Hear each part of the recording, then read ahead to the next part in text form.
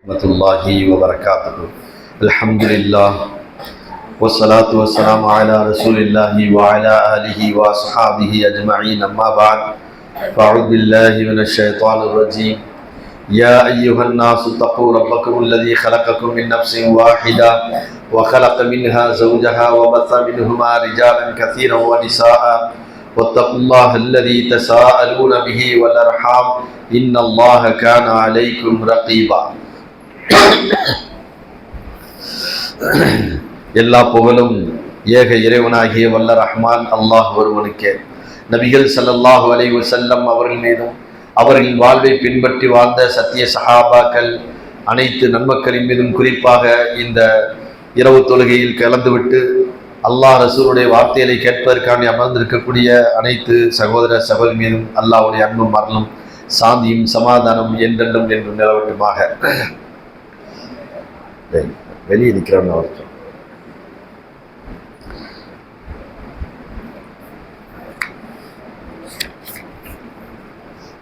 இஸ்லாமும் முஸ்லிம்களும் என்ற ஒரு தலைப்பில்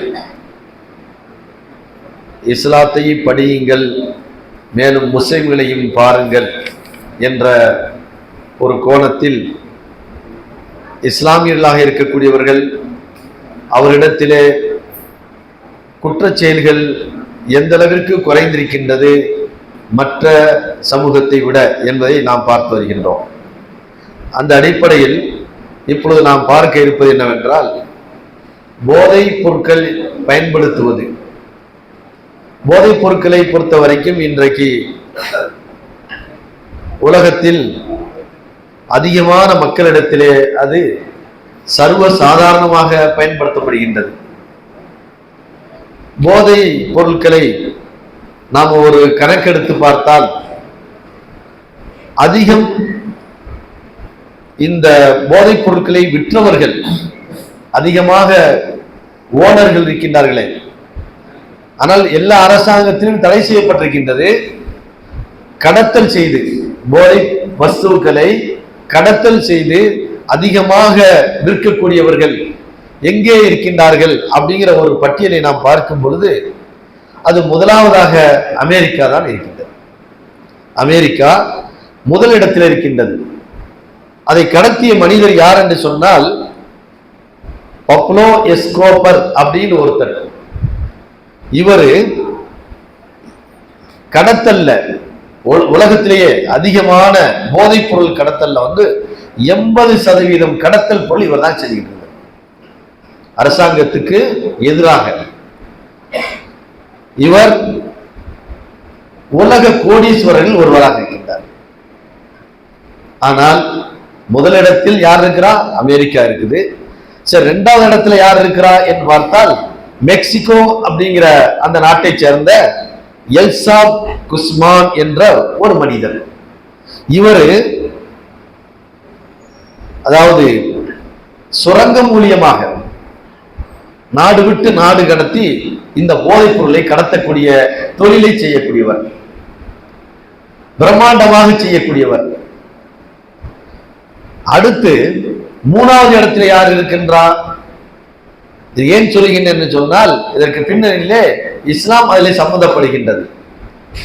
மூன்றாவதாக உலகத்திலேயே இதெல்லாம் அரசாங்கம் கொடுக்கக்கூடிய அந்த அறிவிப்புகள்.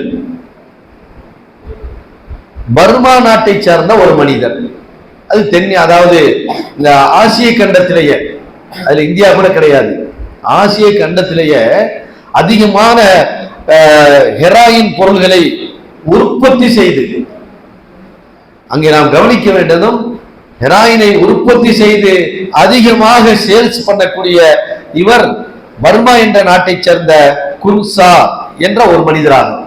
இவர் தான் அபின் ஹெராயினை அதிகமா என்ன செய்ய உற்பத்தி செய்கிறார்.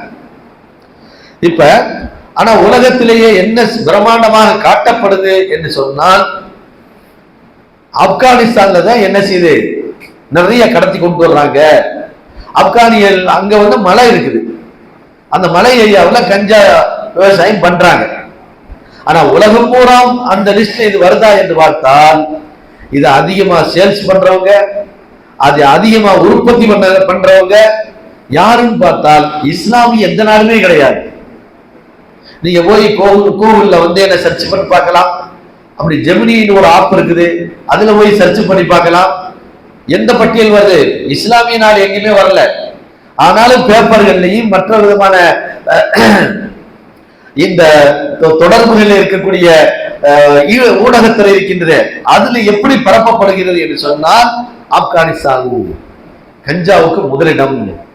இது கடத்தி கொண்டு வர்றாங்க, இங்க கொண்டு வந்து விற்கிறாங்க, அங்க கொண்டு வந்து விற்கிறாங்க என்று என்ன செய்யப்படுது? ஊடகத்துறையின் மூலியமாக மக்களுக்கு மத்தியிலே ஒரு அவதூறான ஒரு தவறான செய்தி பரப்பப்படுகின்றது. அப்ப இந்த கஞ்சா பொருளை அமீன் போன்ற போதைப் பொருள்களை அதிகமாக விற்பனை செய்யக்கூடிய நாடுகள், அதிகமான விற்பனை செய்து அதில் ஈடுபட்டு இருக்கக்கூடிய மனிதர்கள் யார் என்று பார்த்தால் அமெரிக்கா, மெக்சிகோ, பர்மா. இதெல்லாம் முஸ்லிம் நாடே கிடையாது. பொதுவாக அமெரிக்கா வந்து எல்லாத்துலயும் முன்னணியில் இருக்கிற மாதிரி குற்றச்செயலையும் முன்னணியில் தான் இருப்பாங்க அவங்க எல்லா வகையிலுமே. ஆகையினால் இந்த இஸ்லாமிய நாடுகளை பொறுத்த வரைக்கும் ஆனா பயன்படுத்துவாங்க, அதுக்காக இல்லை என்று எல்லாம் சொல்ல முடியாது. துபாயில எல்லாம் சாதாரணமா என்ன செய்யறாங்க? பயன்படுத்துறாங்க, மக்கள் பயன்படுத்துறாங்க. அதே போன்று கஞ்சா பொருள்கள் எங்க? ஆப்கானிஸ்தானத்துல இருக்குது, அங்கிருந்தும் கடத்தி கொண்டு வர்றாங்க. அரபு செய்தியில நான் படிச்சது 1996 அல்ல அரபு அப்படின்னு சொல்லி போட்டு ஒரு நியூஸ் பேப்பர் வருது. அந்த நியூஸ் பேப்பர்ல படிச்சு பார்க்கும்போது நமக்கே ஆச்சரியமா இருந்துச்சு. ஹஜ்ஜுக்கு வர்ற நேரத்துல ஒரு ஆப்கானி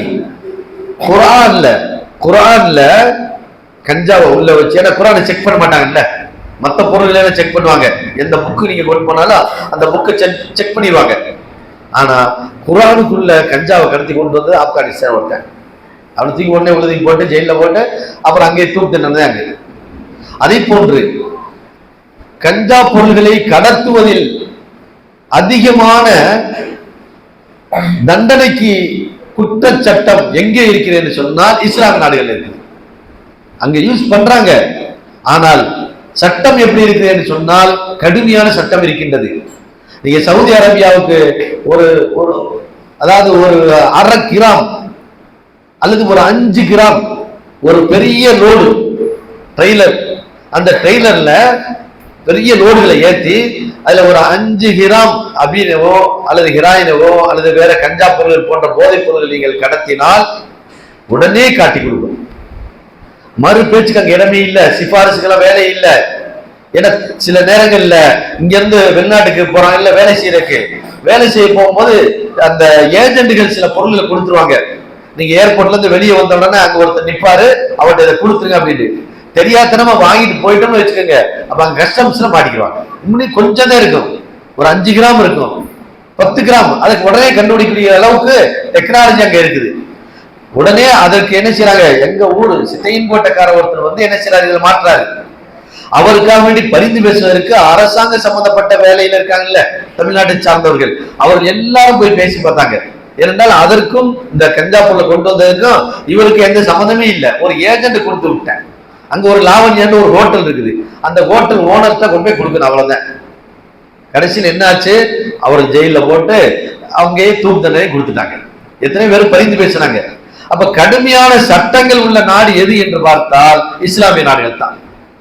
இதை எல்லாத்தையும் மிஞ்சக்கூடிய ஒரு நாடு இருக்குன்னு சொன்னால் அது ஈரான். ஈரான்ல பேச்சுக்கே இடம் இல்லை. கடத்திட்டானா அடுத்த செகண்ட் அவங்க என்ன செய்வாங்க, தூக்குல போட்டுருவாங்க. அப்ப இஸ்லாமிய சட்டங்கள் இந்த அளவுக்கு கடுமையாக இருக்க வேற எந்த நாட்டிலும் அப்படி ஒரு சட்டம் இல்லை. நம்ம இந்தியாவை எடுத்துக்கிறோம். இந்தியாவில் 2024 ஒரு பிரபலியமான ஒரு முஸ்லிம் பேரு பயன்படுத்தப்பட்டது. எத்தனை கோடி? 2000 கோடி கஞ்சா பொருள் கடத்தினார் சித்திக் அப்படிங்கிறவங்க. அவரை பிடிச்சி உள்ள போட்டாங்க. கடைசியில ஜாமீன்ல வெளியே வந்துட்டார். தண்டனை சட்டம் எப்படி இருக்குன்னு பாருங்க. இதே இது அரபு நாடு, இஸ்லாமிய நாடுகள்ல இந்த மாதிரி கடத்தல்ல ஈடுபட்டு பிடிபட்டால் அவர்களுக்கு என்ன தண்டனை? கடுமையான தண்டனை கொடுத்துறாங்க. சரி, இந்த மாதிரி ஏன் இந்த கடுமையான தண்டனை கொடுக்கப்படுகின்றது? அதே போன்று இந்த போதைப் பொருள்களை அதிகமாக கடத்தக்கூடியவர்களை நீங்கள் பார்த்தால் முஸ்லிம்கள் அல்லாத நாட்டை சார்ந்தவர்களாக இருக்கின்றார்கள். இதற்கு என்ன காரணம் என்று சொன்னால், பயன்படுத்தக்கூடியவர்கள் முஸ்லிம்களாக இருந்தாலும் கூட இந்த அளவுக்கு பெரும் கூட்டத்தை கடத்தி ஒரு நாட்டிலேயே கொண்டு போய் விற்று அந்த நாட்டு மக்களையே போதைக்கு அடிமையாக ஆக்கக்கூடிய அளவிற்கு தைரியம் முஸ்லிம்களுக்கு வராது. இதற்கு அடிப்படை காரணம் என்னவென்று சொன்னால், மதுவை பற்றி இஸ்லாம் கடுமையாக எச்சரிக்கின்றது. குர்ஆனிலும் அல்லாஹ் தன்னுடைய அருள்மறையிலே பல இடங்களில் அதை கடுமையாக எச்சரிக்கின்றான். இந்த போதை பற்றி நாம் நேற்றைய தினம் பார்த்தா வட்டியை பற்றி ஒவ்வொன்றாக கொஞ்சம் விதமா சொல்லி கடைசியில் வட்டி என்பது ஷைத்தானுடைய செயல், அதிலிருந்து நீங்கள் தவிர்த்து கொள்ளுங்கள் அப்படிங்கிற ஒரு வசனத்தை அல்லாஹ் என்ன செய்தான், இறக்கி வைத்தான். அதை போன்றுதான் ஆரம்பத்திலே இந்த மதுவை பற்றி சொல்லும் பொழுது அல்லாஹ் என்ன சொன்னான்,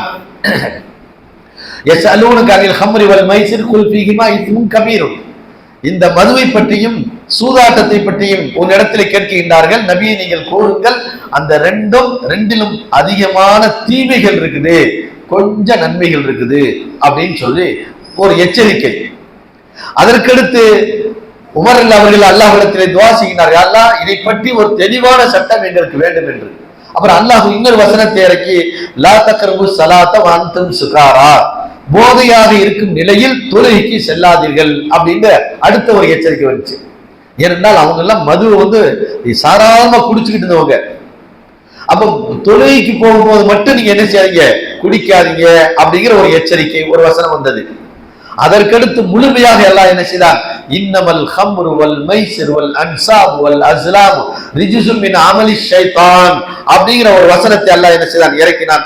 5வது அத்தியாயத்துல 90வது வசனம் இது சொல்லுகின்றது, ஈமான் கொண்டவர்களே, மதுவும் சூதும் இன்னும் சிலை வணக்கத்திற்கு வைக்கப்பட்ட அந்த பொருள்களையும் இன்னும் குறிபார்ப்பதும் ஷைத்தானுடைய செயலாக இருக்கின்றது. எனவே ஃபஜ்தனிபூஹு, நீங்கள் தவிர்ந்து கொள்ளுங்கள், லஅல்லகும் துஃப்லிஹூன், நீங்கள் வெற்றி அடைவீர்கள் அப்படிங்கிற இந்த தெளிவான இந்த வசனம் வந்ததற்கு பின்பு அந்த மதீனாவுடைய நகரத்திலே இந்த வசனத்தை சொல்லும் பொழுது அபூ தல்ஹாவுடைய வீட்டுல பரிமாறிக்கிட்டு இருந்தாங்க. எது, அனஸ் ரலியல்லாஹு சின்ன பையன், அவர் தான் என்ன செய்யறாரு, மதுவை ஊத்தி எல்லாத்துக்கும் கொடுத்துக்கிட்டு இருக்கிறாரு. அவங்க ஒரு பெரிய சஹாபி, அவங்க என்ன செய்யறாங்க, வீட்டுல பரிமாறிக்கிட்டு இருக்கிறாங்க. மதீனாவுடைய தெருக்கல்ல ஒரு அழைப்பு விடுக்கப்படுது, யா அய்யுஹல்லதீன ஆமனூ இன்னமல் ஹம்ரு வல் மைசிர் வல் அன்சாப் வல் அஸ்லாம் ரிஜ்சும் மின் அமலி ஷைத்தான் ஃபஜ்தனிபூஹு அப்படிங்கிற இந்த வசனம் சொல்லி வரும் பொழுது அபூ தல்ஹாவுக்கு ஒரு காதுல ஒரு வார்த்தை விழுது, என்ன வெளியில என்ன சொல்றாங்கன்னு போய் கேட்டுவாங்க அப்படின்னு. வெளியில இந்த மாதிரி ஒரு சப்தம் வருது, ஒரு அழைப்பு வருது, இந்த மாதிரி நீங்கள் மதுவையும் சூதையும் விட்டு விடுங்கள், இது ஷைத்தானுடைய செயல், அதிலிருந்து நீங்கள் தவிர்ந்து கொள்ளுங்கள் அப்படிங்கிற வசனம் இறக்கப்பட்டிருக்கின்றது. அந்த வசனத்தை தான் மதீனாவுடைய தெருக்களிலே சொல்லி வருகின்றார்கள் சஹாபாக்கள் அப்படின்னு அனஸ் ரலியல்லாஹு மூலியமாக போய் சொல்லப்படுது. திருப்பி நல்ல கேட்டு வா அப்படின்னு அனுப்பி வைக்கிறார். ஏன்னா எல்லாம் அங்க விருந்தாளிகளுக்கு பரிமாறிக்கிட்டு இருக்கிறாங்க. போய் கேட்கிறாங்க, ஆமா இது உண்மைதான், பிலால் அவர்கள் இந்த வசனத்தை சொல்லி தெருக்களில் நடந்து கொண்டிருக்கின்றார் அப்படின்னு. இந்த செய்தியை கேள்விப்பட்ட அடுத்த செகண்ட் மதுவுல மக்காவாசிகளாக இருந்தாலும் சரி, மதீனாவில் இருக்க முடியாதா இருந்தாலும் சரி, சாதாரணமாக பயன்படுத்தி கொண்டிருந்த அந்த மக்கள் இந்த வசனம் வந்த அடுத்த நொடி மதீனாவுடைய தெருக்கல்ல அந்த மது என்ன செய்யுது, 6வது பெருக்கெடுத்து ஓடுது. இப்படி ஒரு வரலாறு உலகத்துல எந்த சரித்திரமும் நீங்க பார்க்க முடியாது. இப்படி ஒரு முற்றாக மது அளிக்கப்பட்ட ஒரு சம்பவம் உலகத்தில் நடந்திருக்கு என்று சொன்னால் அது இஸ்லாமிய அந்த அறிவிப்பின் மூலியமாகத்தான் நடந்திருக்கின்றது. இஸ்லாமிய நாடுகள் அதை சுத்தமாக ஒழித்து தரைமட்டமாக ஆக்கிவிட்டது. இன்று சில இடங்கள்ல என்ன செய்யப்படுகின்றது, இதே சவுதி அரேபியாவில் கூட விற்கப்படுகின்றது. அதுக்கென்று சில குறிப்பிட்ட இடங்களை வைத்து அங்கே என்ன செய்கின்றார்கள், குடிக்கின்றார்கள். ஆனால் முற்றாக இஸ்லாம் என்ன செய்தது, இந்த மதுவை ஒழித்தது. ஆகினால் இந்த அளவிற்கு இந்த மதுவை பற்றி இஸ்லாம் கடுமையாக எச்சரிக்கை செய்ததன் காரணமாகத்தான் முஸ்லிம்களுக்கு மத்தியிலே அது ஒரு பயந்த எண்ணத்தை கொடுக்கின்றது, அவருடைய உள்ளத்திலே ஒரு மாற்றத்தை தருகின்றது. அதிகமான முஸ்லிம்கள் இதை என்ன செய்யவில்லை, பயன்படுத்துவது இல்லை. சரி, அடுத்ததாக இந்த மதுவை பற்றி நபிகள் ஸல்லல்லாஹு அலைஹி வஸல்லம் அவர்கள் இன்ன வரைக்கும் என்ன நடந்து கொண்டிருக்கின்றதோ அதை பற்றி 1400 ஆண்டுகளுக்கு முன்பு மிக தெளிவான ஒரு விளக்கத்தை கொடுத்து விட்டு சென்றார்கள். திருமதியிலேயே 1295வது ஹதீஸ், இப்னு மாஜாவுல 3381வது ஹதீஸ்ல சொல்லப்படுது. அனஸ் ரலியல்லாஹு அவர்கள் அறிவிக்கின்றார்கள், லஅன ரசூலுல்லாஹி ஸல்லல்லாஹு அலைஹி வஸல்லம், அல்லாஹ்வுடைய தூதர் சபித்தார்கள் 5 நபர்களை, 10 நபர்களை சபித்தார்கள். இந்த 10 நபர்கள் யாரு என்றால், ஆசிருஹா வ முஆசிருஹா, அதை உற்பத்தி பண்ணக்கூடிய ஃபேக்டரி, கம்பெனி, மதுவை உற்பத்தி பண்றாங்கல்ல, அல்லாஹ்வுடைய தூதர் அன்னைக்கு என்ன செஞ்சாங்க, ஒரு கம்பெனியை சொன்னாங்க. ஆசிருஹா, அதை பிழியக்கூடிய கம்பெனி, வ முஆசிருஹா, அதிலே வேலை பார்க்கக்கூடியவர்கள். இன்னும் சில நம்ம ஒயின் ஷாப்ல போய் நம்ம ஆளுங்க வேலை பார்க்கறாங்க, நாங்க மதுவா குடிக்கிறோம் இல்லைங்க, அரசாங்கம் வச்சிருக்குது, அது போய் நாங்க வேலை பார்க்கிறோம், சம்பளம் எங்களுக்கு வருது, அவ்வளவுதான். அதையும் அல்லாஹ்வுடைய தூதர் அன்னைக்கே நினைச்சிருக்கிறாங்க, அதை அதாவது புளியக்கூடியவர்கள், அதில் வேலை செய்யக்கூடியவர்கள், அதை போன்று அதற்கு ஓனராக இருக்கக்கூடியவர்கள், கம்பெனி ஃபேக்டரி வச்சிருக்காங்கல்ல, அந்த ஃபேக்டரி ஓனர்கள், இவர்களையும் அல்லாஹ்வுடைய தூதர் சபித்தார்கள். அதை குடிக்கக்கூடியவர்களையும் அல்லாஹ்வுடைய தூதர் சபித்தார்கள். அதை சுமந்து செல்லக்கூடியவர்கள். 5வது நபர் யாரு? அவர் குடிக்கல, அவர் வாங்கிட்டு போய் கொண்டு போய் கொடுக்க போறாரு, வாங்கி கடையில காசை கொடுத்து வாங்கி கொண்டு போய் கொடுக்க போறாரு. அதை சுமந்து செல்லக்கூடியவர்கள். வல் மஹ்மூலத்தி இலைஹி, எதன் பக்கம் சுமந்து செல்லப்படுகின்றது அது என்னது? வண்டியில வச்சு டிரான்ஸ்பர் பண்றாங்கல்ல, சென்னையில இருந்து எங்க வருது, பெரியவளுக்கு வருது, எதுல வருது? வண்டியில வருது. அந்த வண்டியில கொண்டு வர டிரைவர் இருக்கார்ல, அதுவும் தடை செய்யப்பட்டது. வல் மஹ்மூலத்தி இலைஹா, எந்த அளவிற்கு அல்லாஹ்வுடைய தூதர் இதை எச்சரிக்கை செய்கிறார் பாருங்கள். அதை டிரான்ஸ்பார்ம் செய்து கொண்டு வரக்கூடிய அந்த டிரைவர்களை முதற்கொண்டு அல்லாஹ்வுடைய தூதர் சபிக்கின்றார்கள். அவர் குடிக்கல, ஆனாலும் அதை சுமந்து வருகின்றார், கார்ல ஏற்றி பஸ்ல ஏற்றி கொண்டு வர்றார். அதற்கடுத்ததாக அதை ஊத்தி கொடுக்கக்கூடியவர், அதை என்ன செய்யறாரு, பார்ல ஊத்தி கொடுக்குறாங்கல்ல, அந்த ஊத்தி கொடுக்கக்கூடியவர்கள். அதை விற்கக்கூடியவர்கள், விற்கிறவங்க, அவங்க குடிக்காட்டி கூட அந்த மதுவை விற்பவர்கள். 8வதாக ஆக்கிலு சமனிகா, அந்த பொருளை சாப்பிடக்கூடியவர்கள். வர்ற வருமானம் இருக்குல்ல, மதுவை விற்று வரக்கூடிய வருமானம், அந்த வருமானத்தை சாப்பிடக்கூடியவர்கள்.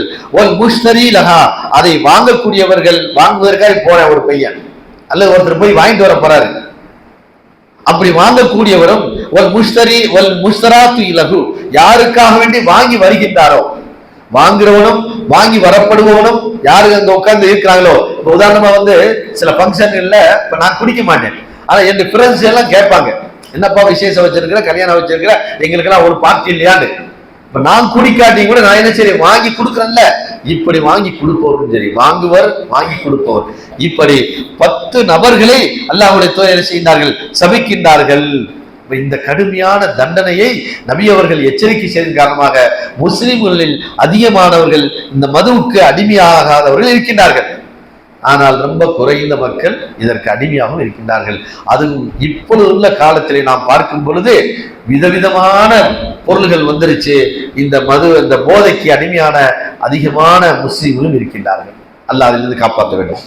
அடுத்ததாக, இந்த அதிகமாக பயன்படுத்தக்கூடிய மக்கள், அதிகம் பயன்படுத்தக்கூடிய மக்கள் யாருன்னு பார்த்தால், அதுவும் முதலிடத்திருப்பவர் யாருன்னு சொன்னால் அமெரிக்கா தான். நம்ம நினைக்கிறோம் அமெரிக்கால பெரிய விஞ்ஞானம் இருக்கு, அமெரிக்கா இருக்கு, அதெல்லாம் யாரு செய்யறாங்கன்னா யூதர்கள் தான் செஞ்சுக்கிட்டு இருக்கிறது. அறிஞர்கள் விஞ்ஞானிகள் பூரா யூதர்கள், அமெரிக்கா இருக்கக்கூடியவர்கள்லாம்.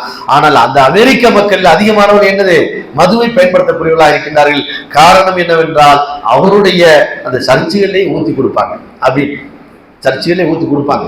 அதுலேயும் அந்த வருடப்பிறப்பிற்கு பார்த்தீங்களா, அந்த வருடப்பிறப்பு அன்னைக்கு எல்லோருக்கும் ஊத்தி கொடுக்கப்படும். இது அவங்களுடைய மதத்தில் அது ஒரு கடமையாக வைத்திருக்கின்றார்கள். அதனால அதெல்லாம் அவங்களுக்கு சாதாரணமானது. இது அமெரிக்காவில் இருக்கின்ற மக்கள் தான் அதிகமாக பயன்படுத்துகின்றார்கள். அதே போன்று 2வது இடத்தில் இருப்பவர் யாருன்னு சொன்னா ஜெர்மன் நாட்டை சார்ந்தவர்கள். 3வது இடத்தில் இருப்பவர் யார் என்றால் ஜப்பான் நாட்டை சார்ந்தவர்கள். 4வது கனடா நாட்டை சார்ந்தவர்கள். 5வது பிரான்ஸ். அதுக்கடுத்துதான் மற்ற நாடுகள்ல. ஆனா இன்னைக்கு முஸ்லிம் நாடுகளை பயன்படுத்த நம்ம என்ன சொல்றோம்?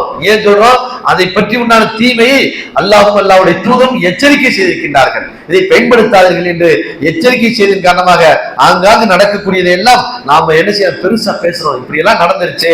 அரபு நாடு சவுதி எவ்வளவு புனிதமான நாடாக இருந்தது, அந்த புனிதமான நாட்டுக்குள்ள இப்ப என்ன செஞ்சுச்சு?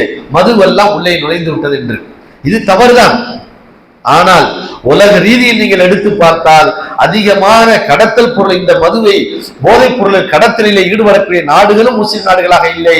அதிகமாக பயன்படுத்தக்கூடிய மக்கள் யார் என்று பார்த்தால் முஸ்லிம்கள் இல்லாமல் இருக்கின்றார்கள். ஆகையினால் தான் நாம் சொல்கின்றோம், இஸ்லாத்தை நீங்கள் படியுங்கள், குர்ஆனை படியுங்கள், நபி வழியை படியுங்கள், அதற்கடுத்து முஸ்லிம்களையும் பாருங்கள். எத்தனை சதவீதம் பேர் குடிகாரர்களாக இருக்கின்றார்கள், எத்தனை சதவீதம் பேர் குடி இல்லாமல் இருக்கின்றார்கள். முஸ்லிம்களில் அதிகமானவர்கள் குறைஞ்சது ஒரு 60-70% பேர் குடிக்காத மக்கள் தான் இருக்கின்றார்கள். எனவே எல்லாம் அல்லாஹ் ஜல்ல ஷானஹு தஆலா இந்த மதுவிலிருந்து முற்றாக இந்த சமுதாயம் காப்பாற்றப்பட வேண்டும். அந்த சமுதாயத்தில் இந்த மதுவுடைய தீங்கை விளங்கி இதிலிருந்து ஒதுங்கி இருக்க வேண்டும் என்று நாம் துஆ செய்ய வேண்டும் இன்ஷா அல்லாஹ். எல்லாம் அல்லாஹ் ஜல்ல ஷானஹு தஆலா இஸ்லாமிய சமுதாயத்தை காப்பாற்றுவானாக, முஸ்லிம்களை காப்பாற்றி நல்லது புரிவானா என்று கேட்டு உரையை நிறைவு செய்கின்றேன். வாஹித் அவான் அல்ஹம்துலில்லாஹி ரப்பில் ஆலமீன். அஸ்ஸலாமு அலைக்கும்.